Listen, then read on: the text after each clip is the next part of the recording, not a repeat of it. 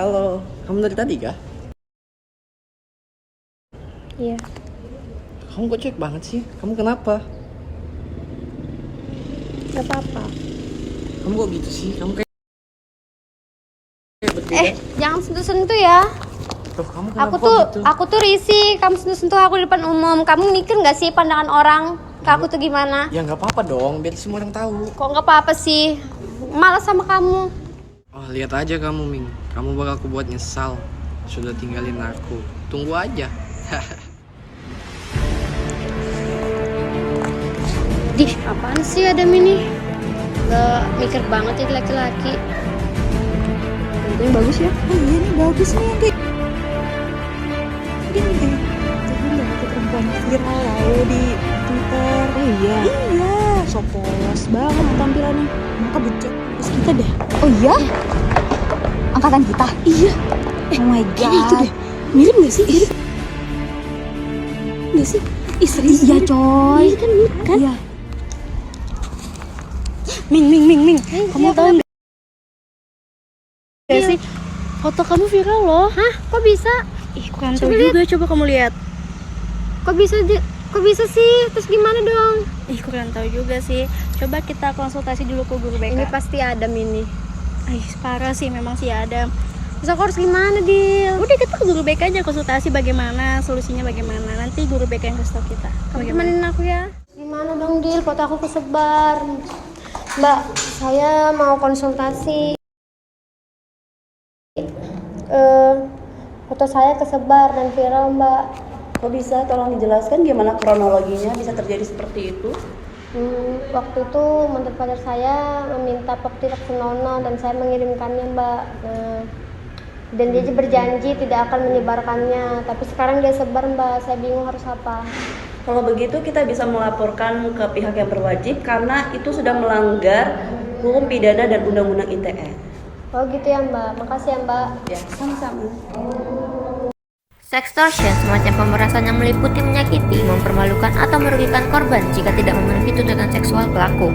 Pelaku bisa saja mengancam menyebarkan konten seksual private milik korban untuk memeras uang atau tuntutan seksual lain. Di Indonesia belum ada undang-undang yang melindungi dari tindakan sextortion ini. Meskipun sudah ada Undang-Undang ITE dan Undang-Undang Tindak Pidana Kekerasan Seksual, hal ini masih belum cukup untuk menjadi payung hukum yang ada. Sextortion adalah kekerasan seksual yang paling marak di Indonesia. Modusnya bermacam-macam, mulai dari pemerasan seksual cyber bermodus video call seks, dan masih banyak lagi. Mari sama-sama kita meninjau payung hukum sextortion dalam KUHP dan Undang-Undang ITE. Sebenarnya, secara umum, payung hukum tindak pemerasan di Indonesia diatur dalam KUHP, sementara pemerasan yang dilakukan dengan menggunakan teknologi antar informasi elektronik secara khusus diatur dalam Undang-Undang ITE. Menurut pasal 368 ayat 1 KUHP, pemerasan merupakan kejahatan terhadap harta kekayaan. Sarana terjadinya pemerasan dalam KUHP adalah dengan kekerasan atau ancaman kekerasan. Jika mengacu pada definisi dalam KUHP tersebut, sextortion tidak dapat dikategorikan sebagai pemerasan karena tidak selalu menyangkut harta kekayaan. Ukuran ancaman kekerasan yang dimaksud dalam KUHP pun adalah mengakibatkan orang pingsan atau tidak berdaya, sementara bentuk ancaman dalam sextortion berbeda. Pelaku biasanya dengan sengaja melecehkan korban melalui konten intim milik korban yang mereka miliki dan menggunakannya sebagai bahan ancaman untuk menyebarluaskan dan memaksa korban memenuhi keinginan pelaku.